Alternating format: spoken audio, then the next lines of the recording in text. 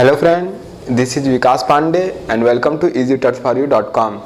आज के इस ट्यूटोरियल में पढ़ेंगे हम कांस्टेंट आर्गुमेंट के बारे में। जैसा कि पहले हम फंक्शन पढ़ चुके हैं, फंक्शन में हमने पढ़ा डिफ़ॉल्ट आर्गुमेंट, जिसमें कि जब हम फंक्शन को डिक्लेयर करते हैं या जब फंक्शन हम बनाते हैं डिफाइन करते समय, तो वहाँ पर हम किसी आर्गुमेंट को अगर डिफ़ॉल्ट दे देते हैं उसकी वैल्यू, मतलब मान लीजिए किसी आर्गुमेंट को हम वैल्यू देते हैं ए बी सी, 3 आर्गुमेंट है, तो इनमें से किसी एक आर्गुमेंट को जो कि राइट साइड से दिया जाता है, हम उसको आर्गुमेंट को वैल्यू दे सकते हैं और उसका यूज़ हम कॉल करते समय अगर स्किप कर देते हैं उस आर्गुमेंट को तो भी वो यूज़ होता है। तो उसी तरीके से जैसे हम डिफ़ॉल्ट आर्गुमेंट यूज़ कर सकते हैं, हम फंक्शन में कांस्टेंट आर्गुमेंट भी यूज़ कर सकते हैं। तो आज हम देखेंगे कांस्टेंट आर्गुमेंट का यूज़ हम प्रोग्राम में कैसे कर सकते हैं और इसका क्या फ़ायदा है। अगर हम प्रोग्राम बनाते हैं और फंक्शन लिखते हैं और मान लीजिए उसमें कुछ ऐसी वैल्यूज़ हैं जो कि कांस्टेंट वैल्यू है, जिसको हम चेंज नहीं कर सकते या जिसे चेंज नहीं होना चाहिए, तो उसे हम इस तरीके से बना सकते हैं इस कीवर्ड के साथ। कहने का मतलब ये है कि मान लीजिए कि हमारे पास एक फंक्शन है, एग्जांपल से इसको समझते हैं, क्योंकि कांस्टेंट जो भी आर्गुमेंट होगा उसकी वैल्यू तो हम चेंज नहीं कर सकते प्रोग्राम में, क्योंकि अगर आप करेंगे ऐसा तो एरर जनरेट होगा। तो मान लीजिए कि आपके एक फंक्शन ऐड और int X comma int Y, इस तरीके से ये आर्गुमेंट्स हैं। तो यहाँ पर आप x की वैल्यू चेंज कर सकते हैं, x is equal x plus 10, क्योंकि ये नॉर्मल आर्गुमेंट है। इस तरीके से हम बहुत पहले कई बार प्रोग्राम बना चुके हैं जिसमें हम आर्गुमेंट्स का यूज़ प्रोग्राम में करते हैं।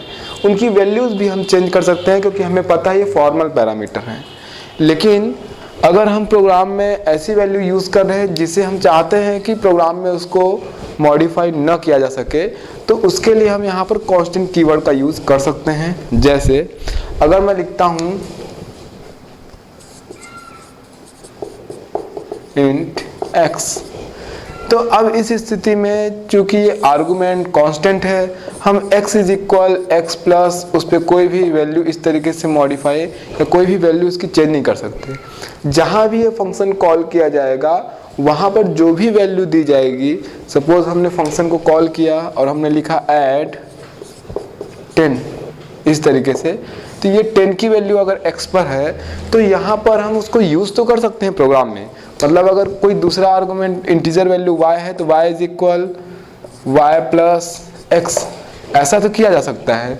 लेकिन आप उसकी वैल्यू यानी उस आर्गुमेंट x की वैल्यू को आप मॉडिफाई नहीं कर सकते। ऐसा करने पर आपको एरर जनरेट होगा। इसी तरीके से अब चाहे हम उसे कॉल बाय वैल्यू की तरीके से यूज़ कर रहे हों, चाहे हम उसे कॉल बाय रेफरेंस की तरीके से यूज़ कर रहे हों, वहाँ पर कांस्टेंट कीवर्ड हम यूज़ कर सकते हैं। यहाँ भी यूज़ कर सकते हैं, या फिर अगर हम पॉइंटर का यूज़ कर रहे हैं तो भी यूज़ कर सकते हैं। तो या तो call by value, call by reference, call by address, जिस भी तरीके से आप प्रोग्राम बना रहे हो, आप आर्गुमेंट में कांस्टेंट कीवर्ड का यूज इस तरीके से कर सकते हैं। कांस्टेंट कीवर्ड के साथ बनाए गए आर्गुमेंट की वैल्यू प्रोग्राम में मॉडिफाई नहीं की जा सकती। तो अगर आप ऐसा प्रोग्राम बना रहे हैं कि आप चाहते हैं कि उसकी वैल्यू मॉडिफाई ना हो सके, जैसे मान लीजिए कि पाई है, पाई की एक फिक्स वैल्यू होती है और भी ऐसे वैल्यूज़ हैं, तो आप चाहे तो उसे आर्गुमेंट को कांस्टेंट बना सकते हैं। यहाँ पर मैं प्रोग्राम नहीं बना रहा हूँ क्योंकि हम फंक्शन के प्रोग्राम पढ़ चुके हैं और आपको बताया जा चुका है किस तरीके से फंक्शन बनाते हैं, कैसे हम यूज़ कर सकते हैं इसे प्रोग्राम में। तो केवल आप फंक्शन बनाते समय अगर चाहते हैं कि उसकी वैल्यू मॉडिफाई ना हो फॉर्मल पैरामीटर पर, तो इस तरीके से आप फंक्शन के जो आर्गुमेंट है वहाँ पर उसको डिफाइन करते समय या फंक्शन बनाते समय वहाँ पर आप कांस्टेंट कीवर्ड का यूज़ कर सकते हैं, जिसकी वैल्यू प्रोग्राम में मॉडिफाई नहीं होगी। अगर ऐसा किया जाता है तो एरर जनरेट होगा। तो इसके लिए अलग से यहाँ पे मैं प्रोग्राम नहीं बता रहा हूँ, केवल आपको ये कांस्टेंट कीवर्ड का यूज हम क्यों करते हैं या प्रोग्राम में कैसे कर सकते हैं और इसका फ़ायदा क्या है ये मैं आपको बता रहा हूँ। आप किसी भी प्रोग्राम में जो हमने पहले पढ़ा है, चाहे कॉल बाय वैल्यू से हो, चाहे कॉल बाय एड्रेस से हो, चाहे कॉल बाय रेफरेंस से हो, आप वहाँ चाहे तो कांस्टेंट कीवर्ड का यूज इस तरीके से कर सकते हैं। इसे हम कांस्टेंट आर्गुमेंट कहते हैं। तो आज के इस ट्यूटोरियल में मैंने आपको कांस्टेंट आर्गुमेंट के बारे में बताया कि क्यों यूज़ इसे हम करते हैं और कैसे प्रोग्राम में इसे यूज़ किया जा सकता है।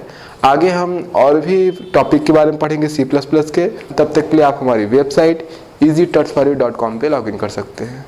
तब तक के लिए बाय।